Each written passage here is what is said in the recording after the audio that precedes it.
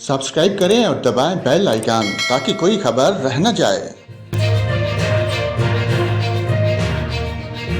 और नाज़रीन, आपको खबर दें, चीन के सूबे जियांगसू में तेज़ हवा, बारिश और सालाबारी के तूफान से निज़ाम ज़िंदगी मुअत्तल होकर रह गई।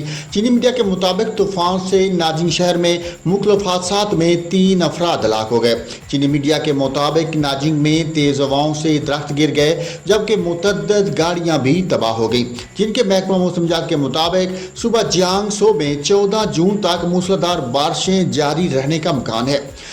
इसके अलावा पाकिस्तान के बेशतर इलाकों में आज मौसम गर्म और मरतूब रहेगा, तहम कश्मीर, बलाई पंजाब, खैबर पख्तूनख्वा, शुमाल मशरकी बलूचिस्तान और ज़ेरी सिंध में आंधी और गरज चमक के साथ बारिश और चंद मकामात पर सालाबारी का भी इम्कान है, जबकि मुल्क के मैदानी ज़िला में बाद दोपहर झक्खड़ और आंधी चलने का इम्कान है।